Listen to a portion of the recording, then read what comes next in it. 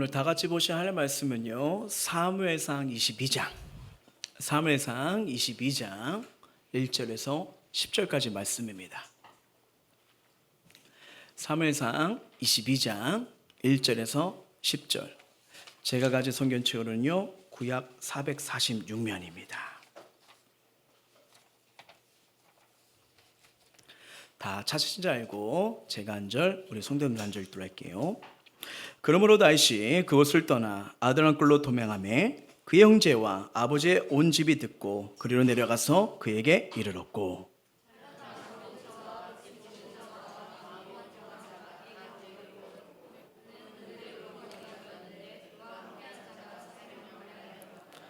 다윗이 거기서 모압 미스보로 가서 모압 왕에게 이르되, 하나님이 나를 위하여 어떻게 하실지를 내가 알기까지 나의 부모가 나와서 당신들과 함께 있게 하기를 청하나이다 하고,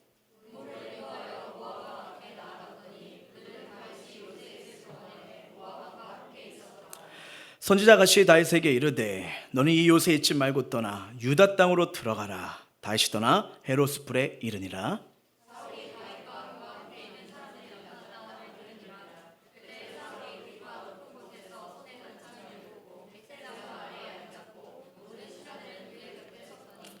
사울이 곁에 있던 시내들에게 이르되, 너희 베냐민 사람들아 들으라. 이세 아들인 너희에게 각기 막가 포도원을 주며 너희를 천부장 백부장을 삼겠느냐.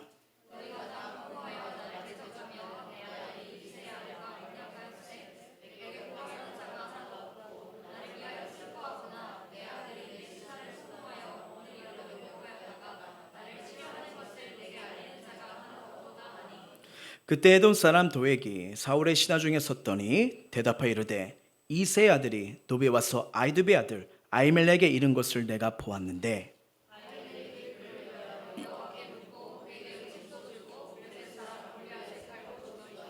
아멘. 오늘은 덮어주는 은혜로 살아가라 말씀을 가지고 우리가 함께 은혜를 누리고자 합니다. 우리가 여러분 이 사무엘상 이게 말씀을 보고 있는데요, 우리가 21장 말씀을 보셨죠? 그게 사울을 통해서 계속 다윗이 쫓겨가는 인생이 되잖아요. 그래서 블레셋으로 도망가면 거기 왕이 나를 안전하게 보호하겠다 하는 생각을 갖게 되죠. 근데 이제 가드왕 아기스가 주목하면서 다윗을 알아보잖아요. 그러다 보니까 어떻게 해요? 미친 척을 하면서 그런 추태를 보이면서 계속 쫓겨다닙니다. 그러다가 이 생멸구한 이 다윗은 진짜 피난처가 누구냐? 하나님밖에 없다는 것을 깨닫게 되죠. 그리고 오늘 본문 22장에서 새로운 역사와 새로운 시작을 우리가 보게 됩니다. 자, 22장에서 지금 이제는 다윗을 향한 이 하나님의 인도하심을 보면서 우리가 함께 이 말씀 속에 은혜를 누리고자 합니다. 자, 1절 한번 읽어볼게요. 시작. 그러므로 다윗이 그곳을 떠나 아둘람 굴로 도망하매 그의 형제와 아버지의 온 집이 듣고 그리로 내려가서 그에게 이르렀고, 다윗은 이스라엘 백성 안으로 들어가더니 거기서도 안전하지 못하고, 그리고 외부로 도망가자니 이미 외부에서는 그의 이름을 다 알고 있잖아요. 그래서 임시로 피한 곳이 어디냐? 아둘람 굴입니다. 여러분, 이 다윗의 도피 생활에서요, 그 엔디기 광야와 아둘람의 광야는요, 우리가 정말 중요한 요점으로 보고 있는데요, 이스라엘 사람들에게 굴은 크게 두 가지의 의미가 있습니다. 첫 번째로 뭐냐면 피난처예요. 피난처의 의미가 있고요, 또 하나는 뭐냐면 매장지입니다. 예, 이스라엘은 지금도 우리처럼 땅을 파서 뭐 시신을 안장하는 게 아니라 굴에 시신을 안장합니다. 그러니까 죽은 자가 이런 곳, 그런 매장지로 볼 수가 있는 거죠. 자, 이 아둘람 굴은요, 어떻게 보면 가장 다윗의 인생의 처절한 현장, 어두운 현장이지만, 근데 놀라운 것은 하나님 나라가, 하나님의 역사가, 하나님 일하심이 여기서 펼쳐짐을 우리가 보게 됩니다. 예, 그의 형제들과 오늘 말씀을 보니까 그 온 집이 이 굴로 오는 것을 보게 돼요. 왜냐하면 여러분 알다시피 이 사울은요, 그 다윗을 온 곳에 수배령을 내렸잖아요. 그러다 보니까 그 집이 가만 놔둘 수가 없어서 이를 어떻게 보면 대피하면서 오게 된 겁니다. 그다음에 이 아둘람 광야 어느 쪽에 다윗이 있구나, 이것을 소문을 듣고 그 가정이 오게 된 거예요. 근데 여러분, 우리가 이 성경의 이렇게 흐름을 보게 되면요, 우리가 이걸 아셔야 됩니다. 우리 그리스도인들이 이 땅에 살 때 축복도 있지만 고난도 있다는 것을 꼭 기억하셔야 됩니다. 예, 우리가 이 정상적인 기독교인이라면요, 예수님 때문에, 말씀 때문에 손해를 겪고 고난을 겪는 일이 있습니다. 예, 예수님께서도 여러분 사람들에게 이 버림받고 죽음을 내몰리까지 이런 고통을 당하셨잖아요. 그리고 예수님이 십자가의 길, 너희가 나를 따르려고 하느냐? 이 길은 넓은 길이래요, 좁은 길이래요. 좁은 길이잖아요. 십자가의 길. 네, 그게 바로 좁은 길이라고 성경을 말하고 있습니다. 근데 왜 여러분 우리가 예수님을 믿었을 때 왜 오해가 생길까요? 이게 좀 변질된 마음, 변질된 믿음이죠. 그러니까 뭐냐면 예수 믿으면 평안해, 예수 믿으면 다 잘 돼, 예수 믿으면 어려움도 없어. 근데 여러분 죄송합니다. 성경은 그렇게 말한 적이 없어요. 뭐냐면 어려움이 있고 고통이 있고 고난일지라도 내가 이길 힘과 지혜를 주실 거야. 이게 성경의 원리입니다. 예, 이게 성경이에요. 근데 우리가 왜 하나님을 오해하고 이러냐면 주변에는 이렇게 되고 저 사람들은 안 믿는 자들은 저렇게 되고 악인들은 형통하는데 왜 그러면서 이 세상이 말하는 이 복을 가지고 비교를 하기 때문이에요. 물론 그 하나님이 그 은혜도 주십니다. 근데 성경적인 복은 달라요. 진짜 주는 복은 달라요. 예, 여러분 우리가 이 성경에서 말하는 이 복음을 은혜를 누리지 못하면 하나님을 오해하게 되고 하나님 때문에 난 불행하는 거고 야 말씀 따라가니까 내 인생이 구겨진 게 펴지지가 않네 하면서 오해가 될 수 있다는 거예요. 여러분 지금 22장 지금 우리가 1절을 보고 있는데 지금 이 다윗의 집안이 지금 누구 때문에 고난을 받고 있습니까? 다윗 때문이잖아요. 근데 여러분 이 정황을 가만히 살펴보십시오. 우리가 예수님을 제대로 쫓는다면요, 예수님이 걸으신 길을 제대로 따라한 사람은요, 우리 또한 이 신앙 때문에 믿음 때문에 불편을 받고 손해를 겪고 고난당할 수 있는 걸 성경은 이미 보여주고 있습니다. 근데 여러분 눈에 보이는 거는 손해 같은데 하나님의 시각을 보면 달라요. 그게 무슨 말이냐면요, 예수 그리스도의 십자가의 길 저주와 멸망의 길이었잖아요. 근데 예수님이 십자가에서 죽으심을 하면 우리 인류에게 죄악이 해결되고 하나님 앞에 나아가는 은혜의 보좌의 문이 열렸습니다. 우리 인생에 풀리지 않는 저주가 예수의 이름으로 해결되고요, 사망 권세에서 우리는 부활의 은혜를 경험할 수 있는 이런 천국의 삶, 은혜의 삶이 열어짐을 믿으시길 바랍니다. 그러니까 더 큰 영광과 더 큰 축복이 우리에게 부어지는 거예요. 그래서 이 그리스도인이 되어서요, 고난 누구에게나 있지만 이 오히려 예수 믿는 이 고난은요, 우리에게 더 큰 위로와 더 큰 소망과 더 큰 생명을 부어주십니다. 그래서 여러분 예수 믿는 거 부끄러워하지 마시고요, 힘든 글이라도 예수님 끝까지 붙드시길 주 여러분으로 축복합니다. 예, 여러분 지금 이 다윗에 있는 이 아둘람굴, 다윗이 힘들어요. 도망자입니다. 근데 성경을 보니까 400명의 사람들이 몰려들기 시작합니다. 근데 몰려드는데 어떤 자들이 들어오냐? 자, 2절 한번 읽어볼게요.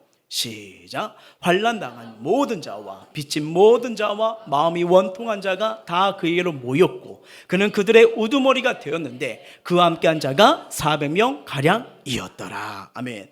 자, 보니까 이 세 분류의 사람이 보이는데요, 힘들어 죽겠는데 환난당한 자, 또 누가 와요? 빚진 자, 마음이 원통하고 애통한 자들이 와요. 그러니까 사울의 통치 아래서 억울하고 고통받은 자들이 누굴 찾아왔다는 거예요? 다윗을 찾아온 거예요. 그러니까 이 아둘람굴 피난처로 삼고자 온 거죠. 근데 여러분 이 오합지졸 소망이 없는 자들, 괴로운 자들, 상처받은 자들만 지금 모인 거예요. 여러분 이 사람들과 지금 조직이 되고 힘이 있고 권세 있는 이 사울의 조직과 싸우면 누가 이깁니까? 당연히 사울의 조직이 이길 수밖에 없는 거잖아요. 근데 희한합니다. 나중에 여기서요, 다윗의 오른손 왼손 나라를 이끄는 중직자들이 여기서 나옵니다. 그래서 다윗 왕국이 아주 건실하게 아름답게 복되는 통로가 여기서 나와요. 여러분 이게 되게 중요합니다. 하나님이 일하심, 역사하신 데는요 언제나 작은 곳에서부터 시작이에요. 예, 세상의 미련한 것들, 천한 것들, 멸시받은 자, 없는 자를 택해서 강하고 지혜 있는 자들을 부끄럽게 하시는 게 하나님의 구원의 방식입니다. 자, 고린도 말씀 한번 볼까요? 시작. 형제들아 너희를 부르심을 보라. 육체를 따라 지혜로운 자가 많지 아니하며 능한 자가 많지 아니하며 문벌 좋은 자가 많지 아니하는도다. 그러나 하나님께서 세상에 미련한 것들을 택하사 지혜 있는 자들을 부끄럽게 하시고 세상의 약한 것들을 택하사 강한 것들을 부끄럽게 하시며 하나님께서 세상의 천한 것들과 멸시받는 것들과 없는 것들을 택하사 있는 것들을 폐하려 하시나니. 아멘. 여러분, 어떻게 보면요, 예수 그리스도의 나라의 모형을 담고 있는 이 다윗 왕국이 무덤이에요. 매장지. 그렇죠? 매장지로 피난처로 간 거예요. 여러분, 뭐 이렇게 좀 이렇게 삶이 힘들어서 집에 좀 자기가 마음이 불편해서 혹시 무덤 가서 주무신 적 계십니까? 그 자체가 이상한 거잖아요. 그런 지금 분위기와 발견인데, 근데 하나님 나라가 소망이 없는 무덤 같은 절망 가운데서 꽃피기 시작한다는 거예요. 근데 여러분 잘 보시면요, 이 구약과 신약은 연결되잖아요. 그렇죠? 근데 예수님이 이와 비슷한 말씀을 하신 게 있습니다. 그게 뭐냐면 산상수훈이에요. 대표적인 말씀 한번 두 구절 볼게요. 시작. 심령이 가난 자는 복이 있나니 천국이 그들의 것이며 애통한 자는 복이 있나니 그들이 위로를 받을 것이며. 예, 여기 심령이 가난하고 애통하는 자에게 한마디로 뭐가 있다는 거예요? 복이 있나니. 그러니까 여러분, 우리가 원하는 복이랑 하나님이 원하시는 복이랑 이걸 제대로 못 잡으면 충돌이 일어납니다. 그러니까 하나님을 향한 원망, 오해가 되고, 내가 예배드리면 뭐해? 내가 기도하면 왜? 이런 복이 안 온다면서 충돌이 일어나는 거예요. 근데 이 성경에서 주님이 주시는 이 복을 생각해 보십시오. 예, 이 말씀 팔복이잖아요. 자, 먼저 심령이 가난한 자, 원문으로 보면 이렇게 나와 있습니다.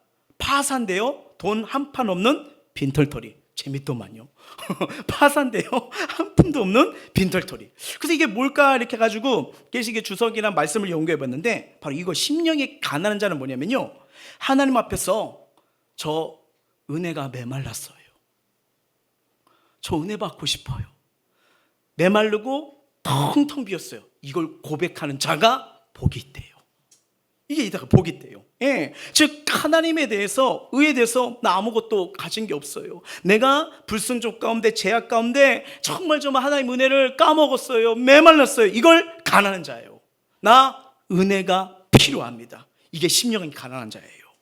내 안에 죄가 가득하고 선한 것이 없다고 인정한 자예요. 근데 이런 자에게 하나님이 은혜를 주시고요, 회개할 수 있는 축복을 주시고요, 복된 자로 세울 수 있는 은총이 부어짐을 믿으시길 바랍니다. 그래서 저와 여러분들이 매일 하나님을 의지하고 이 주님 주신 은혜에 감사는 성도님 되시길 주의 이름으로 축원합니다. 이 4절이 그거랑 또 비슷한 맥락이에요. 애통하는 자. 애통한 자 뭐예요? 하나님만이 주시는 위로를 받는데요. 애통이란 뭐냐면요, 원문을 보니까 뭐 가까운 가족이 죽었을 때 극한 슬픔을 지니고 우는 자들. 그러니까 뭐냐면 슬프되 아주 깊은 슬픔, 고통이 돼 아주 깊은 고통을 얘기하더라고요. 그러면 여러분 잘 보세요. 무조건 슬퍼한다고 다 복된 자가 될 수 있을까요? 그러면 오늘도 우리는 슬퍼해야 됩니다. 날마다 슬퍼해야 됩니다. 그래야 복을 받습니다. 설교해야죠. 그렇죠? 예, 아니에요. 그러니까 주님은 지금 이 말씀을 통해서 무엇을 우리에게 말씀하고 싶은가요? 바로 죄 때문인 걸 말해요. 여러분 잘 보세요. 일이 안 풀리고 재산에 손해를 보고 가족이 아픕니다. 막 이렇게 삶이 불행으로 이끌어갈 때, 이거 애통하는 자들 지금도 있지만 구약 시대에도 있었을까요? 없었을까요? 있었어요. 다 그런 일이 겹치면 힘들어요. 슬퍼요. 낙심될 수 있어요. 근데 이 본문이 원하는 의도는 뭐냐면, 근데 하나님은 그 마음도 이해되는데, 죄라는 문제에 대해서 하나님 앞에, 하나님 제가 이런 죄를 범했네요. 하나님 얼마나 슬프셨어요. 얼마나 아프셨어요. 저도 죄 때문에 너무 슬픕니다 라고 이 하나님 마음을 가지고 우는 자가, 애통한 자가 없다는 거예요. 자신의 문제에서는 애통을 하는데 죄의 문제에서 하나님 아프게 했던 그 삶 속에서 이걸 애통한 자들이 없다는 거예요. 그래서 그걸 애통한 자는 복이 있나니 그들이 위로를 받을 것이라, 이 말인 거예요. 여러분, 우리가 살면서요, 은혜 받았을 때, 이 말씀으로 깨달았을 때 가장 발견하는 진리가 뭐예요? 사도 바울이 주님을 만났을 때 제일 받았던 진리가 뭐예요? 난 죄인 중에 괴수입니다.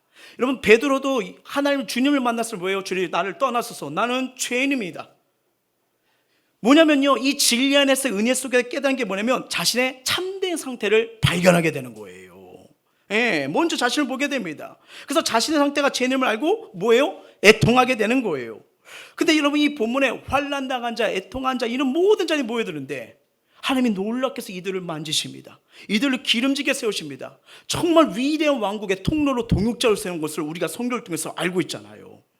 오늘 소망이 없는 자들이에요. 어쩌면 손가락, 아니 내 삶에 뭔가 내세울 수가 없는 그런 연약한 자들이에요. 그런 자들이 모였습니다. 여러분, 아까 굴이 매장질이라 했잖아요. 그러니까 좀 뭐라고 해야 될까, 삶에 정말 뭐라고 할까, 내 삶이 아무런 소망이 없는 것을 듣고요. 또 굴의 의미가 또 하나 뭐라고 말씀드렸죠? 피난처입니다. 뭐예요? 예수밖에 없구나, 이런 자들이 모였다는 겁니다. 모였다는 거예요. 예. 어떻게 보면 다윗이 지금 이 어려운 시기를 보낼 때 하나님은 그를 혼자 버려두지 않으셨어요. 그리고 그와 함께 할 수 있는 사람들을 보내주십니다. 근데 재밌는 것은, 여러분, 이렇게 피난자가 됐을 때, 도망자가 됐을 때, 우리는 뭔가 이러잖아요. 좀 힘 있는 자, 재물이 있는 자, 능력 있는 자면 뭔가 다시 이렇게 재건할 수 있는 게 아닐까라고 하는데, 여러분, 하나님이 일하신 방법은 그게 아니에요. 예, 완전히 뭐예요? 힘들어서 괴로워 죽겠는데 더 어려운 자들을 붙여준 거 아니겠습니까? 그리고 뭐예요? 오늘 보니까 맨손, 입만 가지고 오신 분들이에요. 아무것도 없는 자들이 지금 도망온 거죠. 그럼 여러분, 이 말씀 보세요. 지금 이들이 있는 데가 도시 한바푼이에요? 아니면 광야입니까? 이 많은 자들 어떻게 먹고 살아야 될까요? 여러분, 이 하나님의 백성들의 신비가 있습니다. 뭐냐면요, 그 신비가 하나님을 의지하고 바라보는 자에게 그 체험의 역사가 일어난다는 거예요. 그동안 다윗은 사람을 의지하려고 했습니다. 그래서 제사장 아히멜렉 찾아가 기도하고, 심지어는 가대왕 아깃을 찾아가고요. 근데 이상합니다. 그 사람을 의지할수록 점점 도망자가 되고, 자기 모습이 미친 척까지 하는 더 자존감이 깎이는 더 안타까운 상황이 되고, 일이 점점 풀리지 않는 걸 경험하게 돼요. 그래서 다윗이 이제 인간을 의지하려고 했던 생각을 다 포기하려고 했을 때, 도망쳐 나온 사람들과 함께 했을 때, 희한합니다. 여기서부터 다윗의 회복이 일어납니다. 여러분, 다윗이 이렇게 걸어왔던 거 보면 그의 거짓말이고 불순종을 하는 선택이었잖아요. 근데 여러분, 22장 23절부터 보면요, 하나님께서 그에게 주셨던 은혜가 회복이 되고, 영권이 열리고, 물권이 열리고, 인권이 열리는 게 출발점이 여기서부터예요. 그 놀란 비결이 뭘까요? 어떻게 보면 지금 경제적으로, 사회적으로 나는 소망이 없다, 어떻게 풀어야 될지 모르겠다는 이 현장에, 이 아들랑굴에 여기가 축복의 현장으로 바뀌기 시작합니다. 다윗은요, 이들과 함께 있는 바람에 자기의 상황, 처지를 절망한 시간이 없었어요. 왜냐하면 자기보다 더 힘든 사람이 오니까 어떻게 해야 됩니까? 그들의 고민을 들어줘야 되고, 상담을 해야 되고, 그들 사정을 막 들어주느라 말씀으로 위로해주고, 한 사람 한 사람 기도하는 섬김으로 바뀌게 됩니다. 정작 자기 자신에 대해서 신세할, 한탄할 시간이 없었던 거예요. 그러다 보니까 이것이 힘든 거였지만 다윗에게는 엄청난 위로와 축복의 시간으로 바뀔 줄 누가 알겠습니까? 여러분, 잘 보세요. 다윗은요, 군대 장관까지 올라간 대장군입니다. 사울이 죽인 자가 1000, 다윗은 10,000이면요, 그의 능력이 대단하다는 거예요. 예. 근데 어떻게 보면 출세길로 갈 수 있고요, 여기 이 400명이 모였다는 것은 뭐냐면 얼마든지 반란군을 만들 수 있습니다. 그렇죠? 한순간에 장인의 사일에게 죽은 위기도 겪고, 도망자가 되고, 아내도 빼앗기고요, 사회적 지위도 다 뺏겼으니 이거 얼마나 빈손이지만 분노가 일어날까요? 감히 뭐라고 나를 이렇게 추잡하게 밑바닥까지 해? 얼마든지 분노 일어날 수 있는 거 아니겠습니까? 그러면 이걸 생각하게 되면요, 사울의 분노 때문에 뭐예요? 아무리 다윗이라 할지라도 지금 믿음이 온전하지 못하잖아요. 자꾸 밑바닥이었잖아요. 그럼 이 인간적인 방법을 얼마든지 생각할 수 있는 그런 상황 아니었을까요? 만약에 여러분, 환난당한 자, 빚진 자, 애통한 자, 내가 섬길 수 있는 그 자를 섬기지 않았다면, 보내주지 않았다면요, 어떻게 보면 다윗은요, 시간 때마다 미워하게 되고 분노하게 돼가지고요, 어쩌면 복수를 위해 꿈꾸는 나라를 건설했을지도 모릅니다. 근데 이 400명을 통해서 서로가 가다듬어주기 시작해요. 예. 그러면 제가 아까 질문 드렸잖아요. 그러면 이 가난한 400명 도대체 누가 먹이냐 이겁니다. 중요한 건 다윗이 먹이지 않아요. 여러분 알다시피 이 사무엘상으로 보게 되면요, 하나님이 희한한 방법으로 먹이시고 사람을 붙여주시고 역사하시는 것을 보게 됩니다. 그러면서 나중에 이제 이렇게 말씀 한 절 잡을 때마다 예컨대 하나님이 정말 예비된 사람을 통해서 그를 공급하신 걸 보게 돼요. 근데 이 상을 보면서 히브리서 말씀이 떠오르더라고요. 한번 볼까요? 시작. 그러므로 우리는 긍휼하심을 받고 때를 따라 돕는 은혜를 얻기 위하여 은혜의 보좌 앞에 담대히 나아갈 것이라. 아멘. 여러분, 예수님을 보십시오. 빈들에는 5천 명 하신 게 뭡니까? 한 아이의 그 작은 도시라 축사하고 감사 기도를 드리고 나눠줘요. 근데 어떻게 되죠? 12강짜리가 남을 정도까지 풍족하게 먹이십니다. 여러분, 사무엘서를 보시면 어느 날은 생각지도 못한 귀족이 먹을 걸 가져오기도 하고요, 어떨 때는 짐승이 많이 잡혀가지고 상대해서 포식을 하기도 합니다. 그리고 막 싸워서 이겨서 전리품을 챙기는 은혜까지 줘요. 이게 뭘 말하면요, 하나님을 의지하는 이들은 결코 잊지 않으시는 하나님의 방법으로 역사를 해주신 거예요.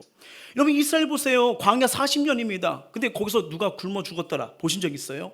아니요. 만나와 매치라기로 하나님의 방법으로 일하시잖아요. 이게 하나님의 역사이신 방법이에요. 알다시피 우리 2020년쯤 나라와 가정, 사회적으로 이 코로나로 인해서 참 많은 것들이 힘들었었잖아요. 그러다 보니까 한국에 있는 이 교회들도 정말 어려움이 많았거든요. 저희 교회도 참 쉽지 않은 여정을 겪었습니다. 너무 위기로부터 있었죠. 그러다 보니까 이게 교단 총회에다가 좀 도움을 구해야 되나, 아니면 대형교회에다 좀 도움을 구할 수 있나, 이렇게 했는데 근데 이제 기도하면서 생각하는데 그게 마음이 편치가 않는 거예요. 근데 오히려 더 어려운 선교사님들이 막 맡겨서 이렇게 입국하고 계시고, 저희도 어렵지만 더 어려운 교회들을 이렇게 사변을 하다 보니까 그냥 그때 남아있는 헌금을 다 긁어 모았어요. 그리고 선교비 구조금으로 다 보냈죠. 예. 그리고 그래야지 기도가 더 이렇게 간절해지더라고요. 하나님, 이제 없습니다.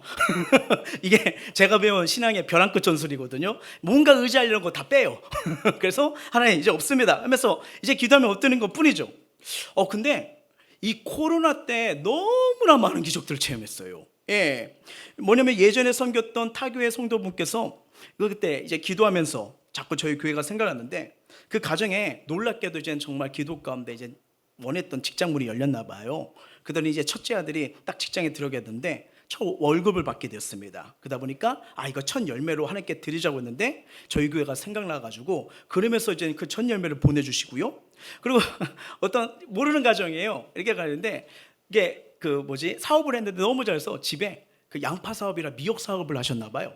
이게 너무 많이 막 풍족됐는데, 그래서 한국 교회는 몇 개 이렇게 기도하다가 하는데 거쳐서 저희 교회가 떠올려서 양파와 미역을 이렇게 막 갖다 줘가지고 이렇게 성도들랑 나눠 먹는 이 은혜를 또 체험했습니다. 예. 그리고 또 어떤 분은 갑자기 묵동이 들어오셨는데, 그 훈련 중에 어떤 목사님이 이렇게 말했대요. 여러분 중에 혹시 나중에 여유가 되시고 감동이 오시면 목회자분들이 바른 말씀을 전할 수 있도록 성경 연구비, 도서비를 마련했으면 좋겠다. 이걸 훈련 중에 했는데, 이렇게 기도를 몇몇 아는 교회를 놓고 기도하다가 저희 교회가 딱 마음에 와가지고 이렇게 해서 이제는 보내주셨는데, 창세기부터 요한계시록까지 연구할 수 있는 엄청난 그 도서비를 보내주신 거예요. 그래가지고 책장 두 칸에 아주 다 채울 정도까지 이렇게 통해서, 그래서 지금 말씀 연구를 통해서 지금 우리 성도들한테 먹일 수 있는 거예요. 예. 그리고 더 재밌는 거는요, 그 서울권인가 어느 한 장로님인데, 이렇게 어디 도와줄 교회가 없나 다 인터넷으로 여러 교회를 쳐봤는데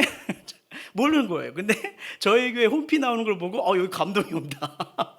막 이러면서 보내주시고 했는데, 때를 따라 먹이시고 길르시는 일을 너무 많이 봤습니다. 그리고 저희 때 말도 안 되는 하나님께서 은혜 가운데서 저 성전 부지를 구입할 수 있는 또 은혜를 주셔가지고 참 이렇게 했는데, 정말 이 생각지 못한 일들이 계속 일어나는 거예요. 근데 제가 공통점을 발견했어요. 이 공통점을 봤는데, 어찌할까, 하나님 이걸 어떻게 돌파해야 될까, 그러면서 교회 사정, 개인의 사정, 우리 삶의 궁핍함을 알았는데, 근데 제가 말했던 이 응답들이 희한합니다. 새벽 기도 마치고 올 때 꼭 응답들이 일어났어요. 예, 연락이 온 거예요. 기도를 마치고 오면 하나님께 아는 것밖에 없는데, 그냥 꾸준하게 누가 알든 간에 그냥 하나님 앞에 엎드린 것밖에 없는데, 그러면서 느낄 게 뭐냐면, 아무것도 아니지만 이 꾸준한 기도 하나님이 들으시는구나. 그리고 때가 되면 기도의 응답 그릇을 엎어버려 주시는구나. 이걸 체험하게 된 겁니다. 여러분 알다시피 그 기도의 대가 조지물로 보세요. 고아원에 있는 그 사람들을 어떻게 다 먹입니까? 근데 그는 뭐예요? 늘 기도하면서 하나님께서 5만 번의 기도 응답을 체험하잖아요. 여러분, 바로 이런 겁니다. 기도는요, 하늘나라의 보화를 여는 창고의 열쇠입니다. 이 세상에 창고가 있어요. 좋아요. 근데 때가 되면 바닥나잖아요. 비면 어떻게 됩니까? 텅텅 빈 그냥 창고밖에 될 수밖에 없잖아요. 하지만 하나님은요, 부어주시는 애 보화 열쇠 끊임없이 부어주시는 분이에요. 예. 그래서 저와 여러분, 정말 내 삶에 지금 도움이 필요하십니까? 인도하심이 뭐합니까? 하나님의 이름을, 하나님의 기도를 간구하면서 하늘의 보화를 두드릴 수 있는 그런 축복의 통로를 경험하시길 주의 이름으로 축원합니다. 여러분, 다윗이 지금 이런 상태니까 뭘 해요? 기도할 수밖에 없는 거예요. 이 400명 사람들에게 하나님 말씀을 가르쳐줘요. 여러분, 시편 말씀이 대단해서 여기서 나오잖아요. 환난당한 자, 빚진 자, 애통한 자에서 말씀을 가지고 나는 거예요. 말씀을 갖고 기도한 거예요. 그거밖에 할 수밖에 없는 거예요. 그런데 여기서 회복이 일어나고 치유가 일어나고 꿈이 생기고 비전이 생기고 하나님께서 채워주시는 은혜를 통해 다윗 나라에 엄청난 위인들이 여기서 나올 줄 누가 알았겠습니까? 눈으로 볼 때는 버림받은 자들이에요. 거기에 무슨 힘이 있겠습니까? 무슨 방법이 있겠습니까? 근데 하나님이 그 말씀이 임하고 은혜가 있는 현장 가운데 어떻게 해요? 하늘나라에 축복을 부어주시잖아요. 우리 성경을 압니다. 이스라엘 살아있는 은혜는요, 사울의 권력과 명예와 권세에 있는 게 아니에요. 뭐예요? 다윗이 믿고 이 아둘람 꿀에 믿었던 뭐예요? 하나님 말씀 진리의 인생의 역전의 기회가 열린 겁니다. 하나님은 다윗을 세상의 권력의 자리에 쫓겨나게 하셨지만 그것보다 비교할 수 없는 모든 공급의 근원지 하나님을 더 깊이 만나는 축복을 주셨어요. 여러분, 이게 어떻게 보면 도망자의 신세, 아무것도 없는 이 신세, 이게 손해라고 말할 수가 있을까요? 그래요. 세상에서 실패해요. 사업에서 실패해요. 그래서 아무것도 가진 것 같지 않는 텅 빈 같은 마음, 우리 삶의 모습이 있을 때가 있어요. 근데 그 텅 빈 마음에 주님 앞에 나와서 주의 말씀을 먹게 됩니다. 주의 말씀을 가졌을 때 이게 손해일까요? 이게 손해라면 저와 여러분이 지금 이 시간 이 하나님 앞에서 이 생명의 말씀을 들을 이유가 있을까요? 물론 표면상 겉으로 보기에는 세상처럼 많은 것을 잃었기 때문에 엄청난 손실이라고 볼 수 있습니다. 하지만 성경의 안목으로 보게 되면요, 하나님의 시선을 보면 다른 거예요. 세상은 먹고 마시고 가진 게 있느냐 없느냐 평가를 합니다. 근데 여러분, 성경은 하나님이 그걸 가지고 물어본 적 한 번도 없어요. 이걸 물어보십니다. 예수의 생명이 있느냐? 제사함의 은혜가 있느냐? 생명의 말씀을 붙들고 있느냐? 오늘 밤 내가 너에게로 오면 천국에 갈 수 있다는 믿음과 확신이 있느냐? 이것이 우리를 향한 하나님의 질문이십니다. 때로 우리가 이 영원한 진리와 생명의 말씀을 세상 일로 바쁘다는 일로 놓칠 때가 많습니다. 이 하나님의 은혜와 진리를 놓치면요, 자꾸 선택이, 생각이 죄를 향해 갑니다. 그리고 또다시 뭐예요? 내 삶 불행해졌네, 내가 또 후회했네, 이게 반복이 되는 것을 경험해요. 그러다 보니까 우리가 이 땅에 허무한 것을 쫓는 바람에 영원하신 하나님을 놓칠 때가 있지는 않습니까? 근데 감사하게도요, 우리가 이 세상을 다시 한번 은혜 가운데 믿음 가운데 살아주는 축복이 있는데 그게 뭐냐? 하나님께서 우리에게 말씀을 듣고 함께 기도할 수 있는 교회 공동체를 주셨다는 거예요. 그리고 그 서로를 위해 중보하고 안아줄 수 있는 셀 가족 공동체를 주신 겁니다. 예배를 통해서, 제자행을 통해서 하나님의 말씀을, 은혜를, 진리를 깨닫게 해주시잖아요. 이스라엘 백성들이 출애굽 후에 광야에서 이 40년 동안 굶거나 병들어 죽지 않았던 것은요, 그들의 공동체들이 뭘 중심으로 움직이죠? 성막이었습니다. 하나님의 말씀이 들려지고 예배할 때 가라면 가고 멈추면 멈추고요, 불기둥과 구름기도 하나님이 그들을 보호해 주셨잖아요. 어쩌면 지금 어떤 분들은 오늘 이 본문에 나오는 아둘람 그 시절의 다윗처럼 여기 모인 사람들처럼 환난당한 자가 있고, 마음의 빛, 세상의 빛을 비친 자가 있고, 그 다음에 애통하며 정말 슬픔을 가진 자들이 있을 수 있어요. 여러분, 이때 살아남는 방법, 함께 주의 말씀을 듣는 겁니다. 예배 드리는 거예요. 그러면 희한합니다. 이 세상에서 잃어버린 그 이상을 얻게 되는 것입니다. 우리가 예수께로 나아갈 수 있고 가난한 마음으로 예수를 의지할 수밖에 없는 것, 왜요? 여전히 우리를 이끌어 가시고 은혜 베풀기를 원하시는 주님의 은혜가 있기 때문에, 주님의 부르심이 있기 때문에, 오늘도 채워주길 원하시는 하나님의 사랑이 있기 때문에 오늘 우리가 주님 앞에 서 있는 줄 믿습니다. 어떻게 보면 이 다윗은 약한 모습이고 정말 소망이 없는 것이지만 우리는 알잖아요. 다윗은 점점 강성해지더라. 왜요? 하나님이 축복하시니까 막을 수가 없는 거예요. 근데 지금 성경을 보면요, 잘 보세요. 오늘 본문을 보시면요, 이게 좀 대조법이 나와요. 자, 다윗이 나옵니다. 그리고 또 누가 나오죠? 사울 왕국이 나와요. 그럼 잠깐 우리가 사울 왕국의 지금 사울의 모습을 한번 살펴봐야 됩니다. 자, 6절이에요. 시작. 사울이 다윗과 그와 함께 있는 사람들이 나타났다함을 들으니라. 그때 사울이 기브아 높은 곳에서 손에 단창을 들고 에셀나물 아래에 앉았고 모든 신하들은 그의 곁에 섰더니, 여러분 이 구절을 보시면요, 이 사울의 인생의 목적, 방향, 그리고 그의 끝을 보게 됩니다. 예, 기브아 높은 곳에 있어요. 앉아 있어요. 신하가 많아요. 그러니까 어떻게 보면 사람도 있고 힘도 있고 권력이 있어요. 세상에서 가장 완벽한 모습이에요. 그렇죠? 바라는 성공의 모습이에요. 힘, 권력 모든 것을 다 가지고 있잖아요. 그러면서 여기에 중요한 점이 또 뭐냐면요, 그의 손에는 뭘 두고 있다고 하죠? 창입니다. 창이요. 자, 이거 되게 중요합니다. 이 창은 사울과 계속 연결돼요. 자, 사울에게 악신이 들려서 그 영혼을 번뇌게 할 때 다시 수금으로 찬양을 하잖아요.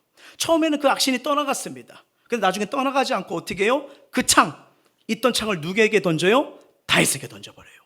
여러분 이제부터 사울은요, 손만 뻗으면 언제나 던질 수 있는 창을 가져요. 그리고 가지고 다닙니다. 그리고 6절에 그걸 얘기하잖아요. 자, 창은요, 어떻게 보면 자기를 보호하는 도구거든요. 근데 사울에게 있어서는 보호 도구가 아니에요. 사람을 죽이는 도구로 바뀌어버립니다. 바뀌어버려요. 예. 그러니까 여러분 이 6절에서 말해주는 이 사울의 인생을 보여주는 건데, 이 성경의 시점은 뭐냐면요, 사울은 일생 동안 항상 뭐예요? 사망의 냄새를 맡고 살아가요. 여러분 마지막에 사울이 죽을 때 자기가 들고 있는 칼로 자기를 자결해 버리잖아요. 그의 일관된 목적 뭡니까? 누구를 죽일까? 이렇게 하는 거예요. 그의 살해 의도는 두려움에서 시작됐지만 지금 시기와 잘못된 악감정이 시작됐잖아요. 그렇죠? 성령님을, 하나님 뜻을, 진리를 밀어내기 시작했잖아요. 여러분 알다시피 이 사울이 악신 들을 때부터 나타나는 현상이 있어요. 하나님께 예배했더라, 하나님께 물었더라, 이게 없어요. 거기에 지배를 당해요. 그래서 사울의 인생을 보면 하나님이 힘과 권력과 은혜와 축복을 주었어요. 사람을 살린 쪽을 선택합니까? 아니면 그걸 주신 축복을 사람을 죽이는 쪽으로 선택하십니까? 후자잖아요. 그렇게 인생이 바뀌는 거예요. 근데 여러분 이 말씀을 가만히 보시면요, 이 창을 단순히 무기로 보시면 안 됩니다. 창은 또한 우리 마음속에 누구나 있는 창을 또 말해요. 마음의 창이요. 이게 무슨 말이냐면요, 어떤 사람의 이야기를 잘 듣고 주님의 마음으로 만져주는 사람들이 있습니다. 곧 나아질 거야, 괜찮아질 거야, 격려해주고 조금만 기다려봐, 하나님이 인도하시는 은혜가 있을 거야, 낙심하지만 지나가니까 또 이겨내더라, 그러면서 같이 기도해줄게, 위로해줄게 하면서 이렇게 주님의 마음으로 말씀으로 가르쳐주는 사람이 있어요. 하지만 반대로 이 창이 정말 사람을 살리는, 영과 혼과 골수를 쪼개는 이런 아름다운 말씀도 됐지만 또 이 창이 부정적으로 몰아가는 그런 창이 될 수도 있다는 거예요. 내가 그러니까 안 되는 거야, 이건 아니잖아, 이래서는 안 돼, 저래서 안 돼 할 때 네 인생이 그러니까 이 모양 이 꼴이지, 이 부분이 이렇게 창이 되어서 사람의 마음과 생각을 죽이는 통로가 될 수도 있다는 거예요. 그래서 똑같은 인생을 살아도 마음 한편에 칼을 가지고 있는 사람들이 있다는 겁니다. 어쩌면 이 사울처럼 사망의 냄새, 자신의 삶도 부정적이요, 남을 이야기할 때도 부정적이요, 또 부정적으로 말하며 살아가는 인생, 이게 누구에게나 창이 될 수 있다는 거예요. 여러분 이건 우리가 신앙생활, 교회생활을 하는 것도 마찬가지입니다. 교회는 어떤 곳입니까? 주님의 피로 세워진 거죠. 그래서 교회는 구원이 있어야 되고 생명이 있어야 되고 사랑과 용서가 흐르는 곳이 되어야 됩니다. 만약에 믿음의 자녀들이 삼삼오오 모여 교회에 대해서 부정적인 말, 누군가를 이간질 행동, 누군가를 따르시는 이런 모습만 되면 이 교회는 생명의 역사가 아니라 사망의 역사가 되는 거예요. 교회는 이렇든 저렇든 간에 말씀으로, 은혜로 생명이 흘러 넘쳐야 됩니다. 목회자도 마찬가지고 팀 사역자들도 마찬가지고 셀 가족도 마찬가지예요. 여러분, 우리가 이 셀 예배를 드리고 우리가 토요일 날 팀 사역들이 모여서 하는 이유가 뭡니까? 말씀을 삶에 적용하고요, 힘들고 어려운 거 보담아 주라고요, 기도해 주라고요. 그리고 말씀 앞에 내가 잘못 살아온 거, 온전치 못한 거 이제 말씀 붙잡고 일어나고요. 그리고 언제나 뭐친가요? 마지막은 기도로 마무리되잖아요. 이게 생명력 있는 공동체가 되는 겁니다. 여러분, 아둘람골은 소망이 없고 환난 자가 나 빚진 자 애통한 자가 있지만 거기는 어떻게 해요? 생명이 있는 공동체가 돼버리잖아요. 여러분, 잘 생각해 보세요. 왜 많은 사람 400명 나중에는 여러분 200명이 또 옵니다. 왜 다윗에게 몰릴까요? 분명한 것은 다윗은 원수를 갚을 수 있는 힘과 지혜, 무기가 있어요. 근데 자기의 생각과 혈기와 감정을 따라 죽이는 쪽에 서지 않아요. 그곳에서 시편 말씀을, 시편으로 서로를 위로해주고 소망해주고 말씀으로 보담아줍니다. 근데 사울은 뭐예요? 언제나 사망이에요. 힘으로, 자기 능력으로, 감정으로 대하지 않습니까? 그러니까 다윗 쪽에 뭐예요? 생명 있는 곳, 영혼들이 있으니까 생명의 곳으로 모여주는 거예요. 근데 놀라운 거 뭐예요? 이 나라에 다윗 쪽에 예수 그리스도가 오십니다. 생명의 주 예수가 오시잖아요. 결국 이 성경은요, 사명의 편과 생명의 편에 어디 서 있냐를 물어보는 겁니다. 근데 사망의 편에 선 사람은 항상 부정적인 무언가를 흘려요. 고발을 합니다. 오늘 성경이 그걸 얘기해요. 자, 우리가 읽었던 9절 10절 한번 읽어볼게요. 도액이라는 사람이 나와요. 시작. 그때 에돔 사람 도액이 사울의 신하 중에 섰더니 대답하여 이르되 이세 아들이 노베 와서 아이드베 아들 아히멜렉에 이른 것을 내가 보았는데 아히멜렉이 그를 위하여 여호와께 묻고 그에게 음식도 주고 블렛 사람 골리앗의 칼도 주더이다. 아멘. 여러분, 21장에 이 다윗이 배가 고파서 성소로 뛰어들어갔잖아요. 그래서 제사장만 먹을 수 있는 떡을 먹었고요. 그리고 또 뭐예요? 골리앗의 칼을 가지고 가잖아요. 그때 그 성전에서 있던 이 도액인 사람이 본 거예요. 근데 그때 그걸 터뜨리지 않고 마음에 품었는데 나한테 들켰어. 이거 언젠간 정치적으로 써먹을 때가 있다 하고 마음에 품고 있는 겁니다. 그때 오늘 보면 누구예요? 그날의 최고의 지도자 사울이 나타났을 때, 사울이 열받아 있을 때 사울의 상급을 기대하면서 아히멜렉과 다윗의 사실을 고발합니다. 고발을 한 거예요. 자, 그 다음부터 뒷절이 뭐냐면 이 사울왕이 제사장을 소집합니다. 사울은 왜 자신의 대적 이세 아들과 공모하여 하나님께 기도드리고 먹을 것도 주고 칼도 주었느냐 신문을 합니다. 그때 이 제사장 아히멜렉이 이렇게 말해요. 14절과 15절이에요. 시작. 아히멜렉이 왕에게 대답하여 이르되 왕의 모든 신하 중에 다윗같이 충실한 자가 누구인지요? 그는 왕의 사이도 되고 왕의 호위대장도 되고 왕실에서 존귀한 자가 아니니까 내가 그를 위하여 하나님께 물은 것이 오늘이 처음이니까 결단코 아니이다. 원하건대 왕은 종과 종의 아비의 온 집에 아무것도 돌리지 마옵소서. 왕의 종은 이 모든 크고 작은 일에 관여하는 것이 없나이다 하니라. 무슨 말이에요? 다윗 당신의 충성된 사위잖아요. 그리고 다윗이 왔을 때 요번만 기도해 준 게 아니라 전에도 기도해 줬잖아요. 왜? 제사장이니까요. 그래서 늘 했던 대로 했던 것 뿐입니다 라고 하는데 그 사실이잖아요. 근데 사울은요 뭐예요? 아히멜렉이 거짓말하고 있다고 생각합니다. 그럼 왜 그럴까요? 이미 그 안에 성령이 떠났어요. 자, 사울의 인생을 지금 잡고 있는 게 성경이 뭐라고 했죠? 악신이라고 하잖아요. 악신이요. 그러니까 여러분, 이게 악신이 임하면요 하나님 믿지 못하고 말씀을 따라가지 못합니다. 예, 그러다 보니까 지금 사울은 여러분 이 제사장은 누구예요? 지금 자기를 위해 기도해주고 바른 믿음을 인도해주는 자인데 지금 그의 말을 믿지 않는 거예요. 여러분, 우리가 기도할 때 하나님이 도와주신다, 인도하신다 이걸 믿을 때 그럴 때 기도하게 되고 기도로 도우심을 받게 됩니다. 여러분, 예배를 드려야 죄와 저주, 사망, 어둠의 역사가 떠나갑니다. 근데 이 예배의 소중함과 능력을 잃어버린 거예요. 그러니까 어떻게 해요? 지금 사탄의 속임 속에 이 아히멜렉의 그 기도와 인도함과 바른 저기를 받지를 않는 거예요. 자, 아까 말했죠. 단창을 가지고 있었잖아요. 이제 사망의 길로 가는 상징을 말했어요. 자, 사망의 길로 가니까 생각과 선택이 생명을 선택할까요? 사망 쪽을 선택할까요? 사망 쪽입니다. 자, 제가 이 말하면요 16, 17절 그의 선택을 보시면 돼요. 시작. 왕이 이르되 아히멜렉아 내가 반드시 죽을 것이요 너와 내 아비의 온 집도 그러하리라 하고 왕이 좌우의 호위병에 이르되 돌아가서 여호와의 제사장들을 죽이라. 그들도 다윗과 협력하였고 또 그들이 다윗이 도망한 것을 알고도 내가 알리지 아니하였습니다. 하나 왕의 신하들이 손을 들어 여호와 제사장 죽이를 싫어한지라. 무슨 말이에요? 제사장들을 죽여버려라.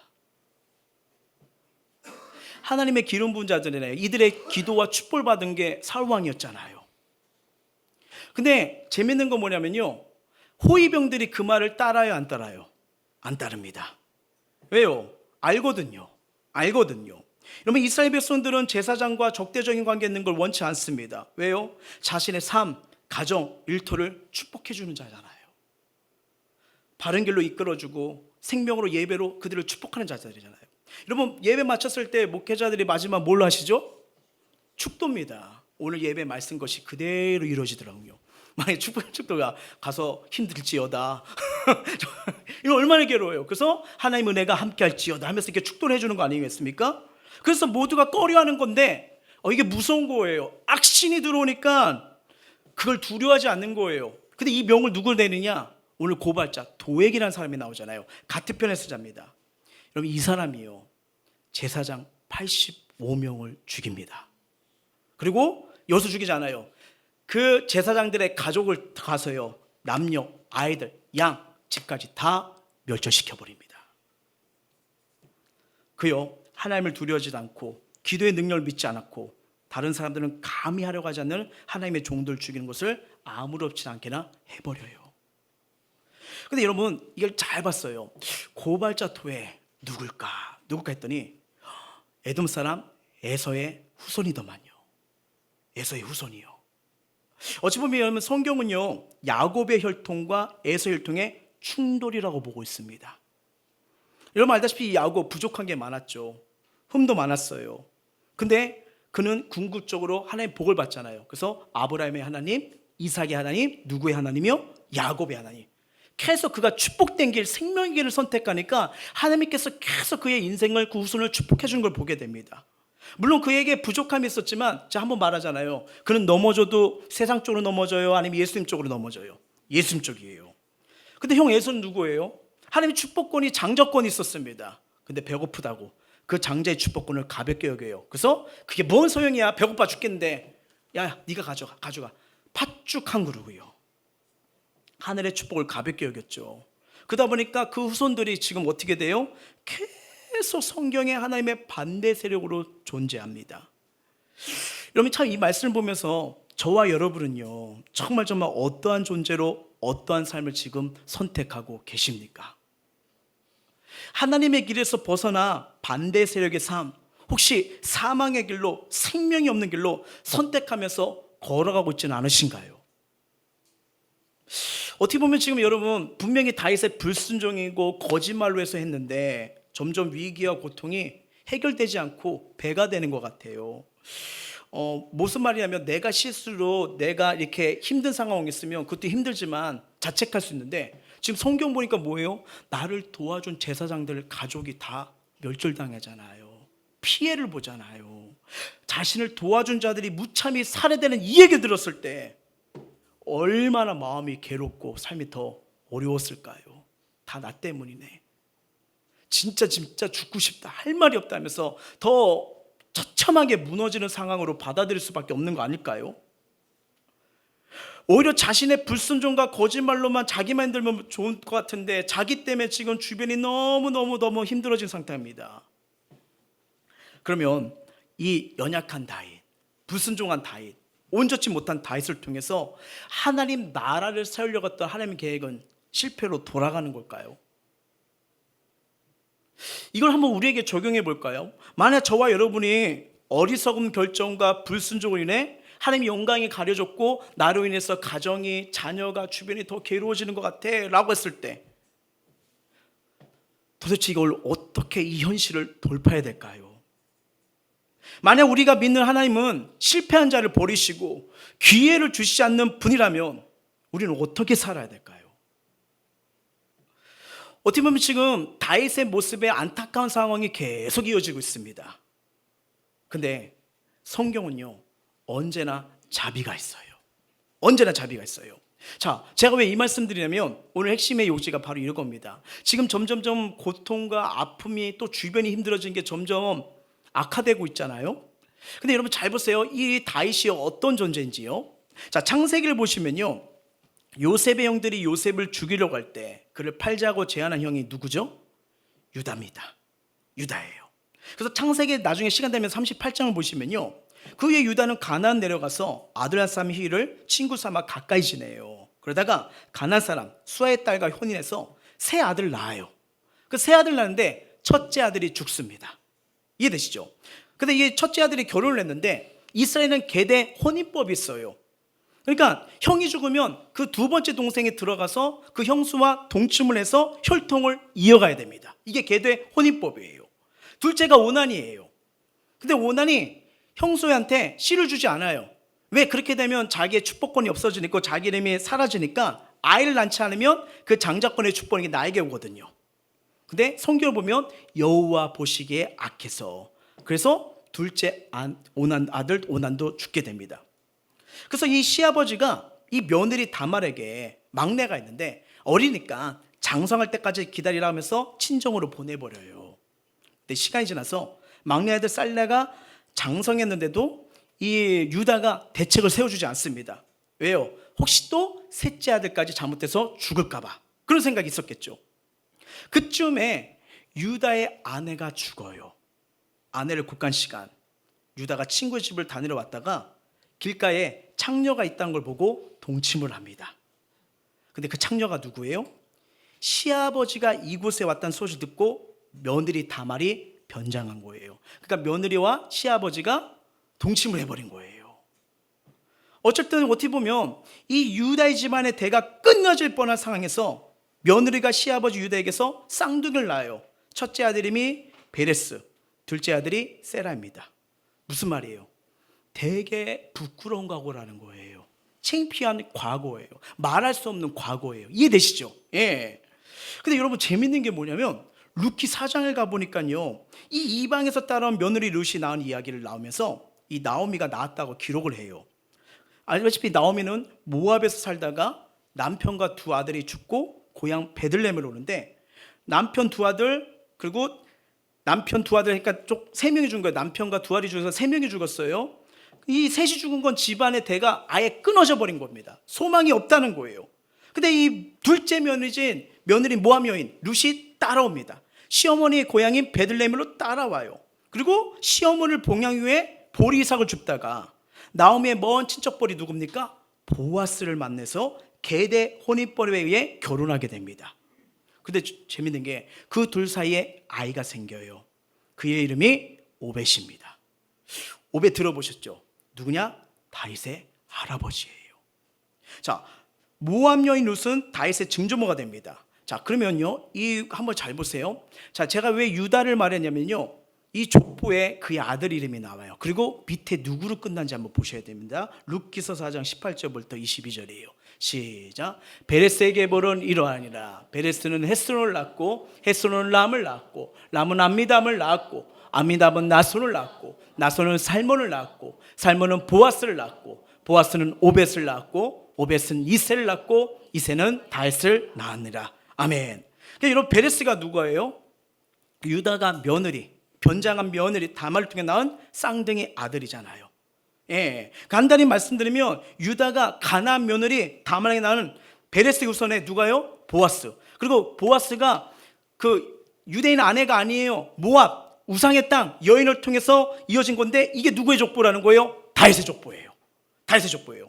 자, 여러분, 이스라엘은 혈통을 되게 중시 여깁니다. 그래서 다윗이 왕이 됐어요. 우리 할아버지가 누굴까? 어떤 위대인일까? 이렇게 봤는데 할아버지가 며느리랑 이렇게 해가지고 낳았다고? 여러분, 이런 족보가 있어요. 그럼 여러분, 이런 족보 어떻게 하고 싶어요? 우리 족보 이런 족보다, 이렇게 태어났다, 자랑할 가족이 있을까요? 여러분, 만약에 인간적으로 이렇게 보게 되면 이거 뭐예요? 왕의 위상이 깎여버리잖아요. 야, 이거 덮어, 말하지 마, 조용해. 치욕적인 거야, 창피한 거야, 부끄러운 거야 같은 족보예요. 이 족보가 그런 족보예요. 근데 여러분, 제가 왜 이 말씀 드리면요, 우리 예수님의 구원 은혜가 바로 여기서부터 시작됩니다. 여러분, 노아가 배를 만들었을 때 역청을 만들잖아요. 역청을 발랐다고 했잖아요. 역청의 원문이 뭔지 아십니까? 덮어버리다 뜻이에요. 덮어버리다. 물이 새어 들어가지 못하도록 덮는 겁니다. 무슨 말이냐면요, 여러분, 신앙이 좋다, 믿음이 좋다, 딴 게 아닙니다. 덮어주는 거예요. 덮어주는 거예요. 그러니까 여러분, 이 그리스도인들의 이 신앙이 우리가 닮아갈 게 왜 예수님의 자비와 긍휼이냐면, 예수님의 자비와 긍휼 때문에 우리 죄악을 덮어주셨잖아요. 여러분, 우리 회개 기도할 때 주님이 늘 고발합니다. 너 5살 때 이랬잖아. 너 7살 때 이랬잖아. 너 30살 때 이랬잖아. 너 50살 때 이랬잖아. 하면서 계속 고발합니다. 그럼 이거 회개 나올 때마다 어떤 마음이 들죠? 죄책감, 난 소망이 없어 이러잖아요. 여러분, 예수님의 십자가가 뭐예요? 덮어주는 사건이에요. 너의 과거, 치욕적인 과거, 오욕적인 과거, 창피한 과거, 말할 수 없는 과거 내가 덮어줄게. 여러분, 그 은혜가 있는 거 아닙니까? 잘 보세요. 오늘 본문이랑 이게 연결이 돼요. 오늘 본문에 어떤 사람이 모였죠? 환난당한 자, 빚진 자, 앵통한 자들, 그리고 피난처이자 굴은 어디예요? 매장지입니다. 소망이 없는 자예요. 그런데 여기서 어떤 나라가 세워졌다고요? 예수 그리스도의 나라예요. 뭐예요? 하나님 나라 역사는요, 덮어짐으로 시작되는 거예요. 덮어짐으로요. 어떻게 보면 다윗 점점점 실패로 내려가고 자기 때문에 여러분 얼마나 마음이 아파요. 자신을 위해 기도해주고 축복해주는 이 제사장 가족이 다 죽임을 당할 줄 누가 알았겠습니까? 근데 놀라운 것은 한 인간의 믿음의 실패, 인간은 실패할 수 있어요. 그런데 하나님의 계획과 인도하시면 실패가 없는 거예요. 성경을 통해 볼 수 있는 거는요, 인간의 불순종과 어리석음과 더러움 역사가 반복되는 걸 보게 되잖아요. 유다의 가정에 할아버지 갔더니 이런 부끄러운 과거가 누가 있을 줄 알겠습니까? 그런데 다윗을 낳았더라. 그 다음에 누가 오십니까? 예수 그리스도가 오시니라. 이 추한 삶에, 버리고 싶은 삶에 주님이 와서 덮어주시는 거예요. 여러분, 이게 우리를 찾아오시는 하나님의 사랑입니다. 사랑이에요. 끊임없는 이 자비의 긍휼과 의가 흐른다는 거예요. 여러분, 이 십자가의 사랑과 축복으로 누구나 꺼리는 이 사망과 저주를 누가 걸어가셨어요? 예수님이 걸어가셨잖아요. 그러지 않으면, 예수님이 걸어가지 않으면 우리의 저 뼈 아픈 과거, 오욕, 치욕을 덮을 수가 없기 때문에. 여러분, 우리는 이 사랑과 용서를 받은 자들입니다. 누구에게 말 못할 과거, 상처, 오욕 다 있잖아요. 근데 이걸 누가 덮어주시는 거예요? 예수님의 사랑이 덮어주시는 거예요. 그래서 이제는 이 개인이든 공동체든 이 사랑과 은혜를 덮음받은 자는 이 오욕의 역사 이제 끝나셔야 됩니다. 물론 없었던 걸 하자 말로만 끝나는 게 아니죠. 예수님도 이 땅에 오셔서 니네 덮어서 이렇게 하지 않잖아요. 십자가에서 피 쏟으시면서 살찌끼면서 그걸 대가집을 우리를 살리셨잖아요. 무슨 말일까요? 이제는 우리 또한 나는 죽고 예수는요, 섬김과 희생을 통해서 지체의, 가족의, 우리 사랑하는 자들의 연약함을 덮을 줄 아셔야 돼요. 만약에 하나님께서요, 이 다윗을 덮어주지 않고 기회를 주지 않다면 다윗 어쩌면 거기서 너무 힘들어서 자살로 인생 마쳤을지도 몰라요. 혹시 누군가를 원망하고 누군가를 미워하고 마음에 들지 않아 시기하고 분노하는 감정이 혹시 있지는 않으십니까? 막 보면 볼수록 막 때리고 싶고 막 죽이고 싶고 불편한 자가 있지는 않으십니까? 근데 나 또한 온전하지 못하고 예수님 마음을 아프게 했던 이 치욕스러운 과거와 삶이 있었지만, 근데 주님은 뭐예요? 우리를 덮어주셨잖아요. 그리고 다시 시작할 수 있는 은혜, 새롭게 시작할 수 있는 은혜 주셨잖아요. 어쩌면 저도 목회자이지만 가끔 기도할 때 제가 이런 고백이 나오더라고요. 주님, 제 안에 선한 곳이 없네요. 이렇게 추하네요. 그런데도 저를 사랑하십니까? 그럼 주님이 주신 마음 뭐예요? 내가 널 덮어줄 거야.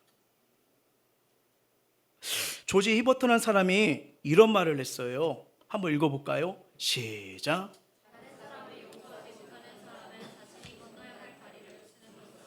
아멘. 여러분, 하나님께서는요, 우리가 타인으로부터 겪는 고통이나 슬픔을 감추라고 하지는 않으세요. 다만 우리가 스스로 미움에 갇혀 분노에 갇혀 삶의 평안을 잃고 주님께 나오는 어려움을 겪을까 봐 염려하시면서요, 용서함으로 마음의 자유함을 얻길 원하십니다. 용서의 다리를 내려 주님께 진심으로 아뢰보십시오. 해결되지 않는 이 미움과 아픔 문제를 주님께 맡겨보세요. 덮어주고 만져주시네, 나도 필요하지만 우리 모두에게 필요한 은혜입니다. 예, 그럴 때 화목이 임하고 치유가 임하고 회복이 임해서, 잘 보세요, 오늘 본문이 이래요. 여기서 하나님이 일하시고 역사하시는 출발점이 이루어지잖아요. 아들 한 꼴 덮어주는 은혜가 있었던 거예요. 말씀을 맺도록 할게요. 아들 한 꼴에 환난당한 자, 빚진 자, 원통한 자들 모입니다. 그런 굴은요, 피난처고요, 또 어떤 곳이라고 했죠? 매장지요. 소망이 없는 거예요. 근데 여러분, 예수님 나라가 갑자기 막 하늘에서 천군 천사가 내려와가지고 권위 있게 세워졌나요? 아니요. 이런 이름 없는 곳에서 빛의 역사가 시작합니다. 여러분, 예수님이 이 땅에 내려오셨을 때 왕궁으로 내려오셨나요? 아니요. 이름 없이는 저 구석에 베들레헴의 한 마구간에서 태어나십니다. 아들 한 꼴 고통의 현장이 아니에요. 생명과 은혜가 덮어지는 현장이 되어버렸습니다. 서로의 연약함과 아픔을 감싸주면서 품어주기 시작했어요. 함께 기도하며 말씀을 의지하게 됐어요. 그리스도의 사랑과 깃도를 덮어줬을 때 살아있는 역사가 일어나고 은혜의 역사가 일어나고 생명을 이루는 공동체로 돼서 다윗 왕국의 출발점이 되기 시작했습니다. 여러분, 요즘 정말 우리가 사회를 보고 우리 삶을 보게 되면 참 뭔가 덮어가며 가는 게 쉽지 않잖아요. 근데 여러분, 성경대로 가보십시오. 말씀대로 가보십시오.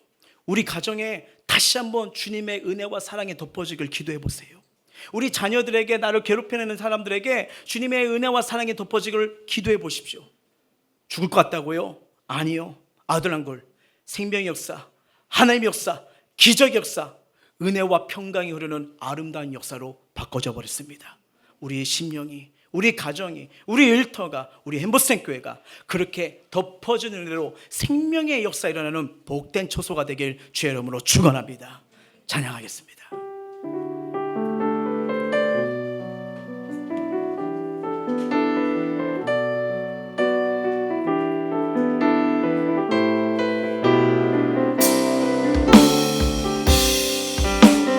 보소서 주님, 나의 마음이 선한 것 하나 없습니다. 그러나 내 모든 것 주께 드립니다. 사랑으로 안으시고 날 다시 한번 고백합니다. 보소서 주님,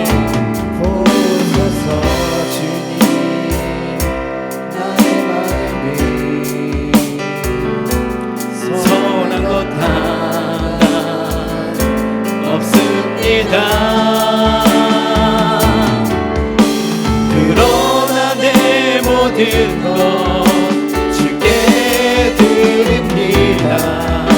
사랑으로 안으시고 날 새롭게 하소서. 자, 주님 마음 내게 주소서. 주님 마음 내게 주소서.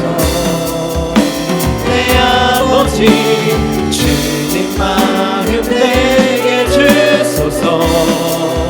나를 향하신 주님의 뜻이 이루어지도록 주님 마음 내게 사랑을 가르치소서. 내게 사랑을 가르치소서. 당신의 마음으로 용서하게 하소서. 주의 성령 내게 채우사. 주의 성령 내게 채우사. 주의 길 가게 하소서. 주님, 한 번 더 고백합니다. 내게 사랑을 가르치소서. 내게 사랑을 가르치소서.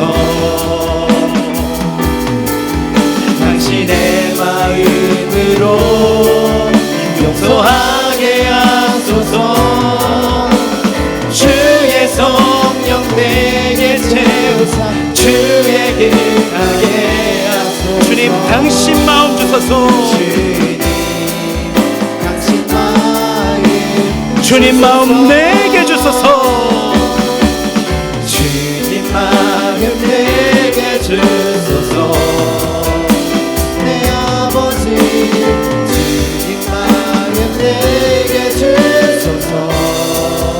나를 향하신 주님의 뜻이 이루어지도록 주님 마음 내게 주소서. 자, 오늘 말씀을 이어가시면 우리 기도하며 나가길 원하는데요. 외로운 자, 고통받은 자, 삶에 소망이 없는 자들이 모여요. 근데 그곳에서 다윗은 말씀으로 기도로 그들을 연약함을, 아픔을 덮어주기 시작했죠. 그래서 기도하며 말씀을 전하는데 여기가 살아있는 은혜와 생명이면 천국 공동체로 바뀔 줄 누가 알았겠습니까?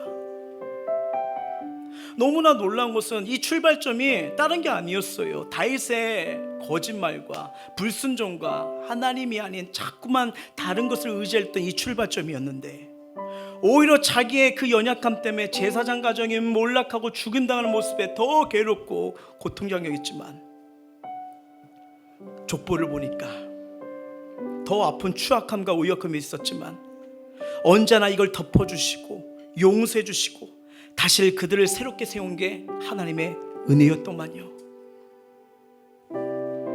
우리 또한 오역이 있고 아픔이 있고 상처가 있잖아요. 근데 언제나 그걸 만져주신 게 하나님의 사랑 아니었습니까? 주님이 우리를 고발하는 게 아니라 덮어주시고 또 하나님께서 다가와 손 내밀어 주시고 일으켜 주신 게 언제나 이 주님의 사랑을 붙잡았고 경험했기 때문에 우리가 지금 이 자리에 있는 거 아니겠습니까? 이 은혜를 우리가 알고 있다면 우리 또한 누군가를, 나를 힘들게 하는 자를, 어렵게 하는 자를 덮어줘야 되지 않을까요? 여러분, 만약에 환난당한 자, 애통한 자, 빚진 자가 서로 상처만 들먹이고 서로를 덮어주지 않았다면 어떻게 이곳에서 다윗 왕국이 건설되었을까요? 우리가 여전히 하나님의 은혜와 자비와 용서가 필요한 만큼 우리 또한 그 누구에게도 이 은혜가 동일하게 필요한 것입니다. 우리 이렇게 기도하며 나가길 원해요. 언제나 우리 인생과 영혼을 구원하시고 책임지신 하나님, 저 언제나 예수가 필요합니다. 십자가 편에, 생명의 편에 서는 삶이 되게 하여 주시옵소서. 내 삶의 죄악 덩어리를, 더러운 우문들을 들춰내고 고발하지 않으시고 긍휼의 은혜로, 자비의 은혜로 덮어주신 예수님 감사합니다. 이 사랑, 나 또한 남을 용서할 수 있는, 품어줄 수 있는 은혜를 더하여 주시옵소서. 우리 가정이, 우리 일터가, 우리 엠버센교회가 아들남 공대처럼 덮어주고 세워주는 은혜의 현장이 되도록 주여 덮어주는 축복을 부어 주시옵소서. 우리 마음을 토하고 입술 열어 간절히 기도하겠습니다. 사랑하는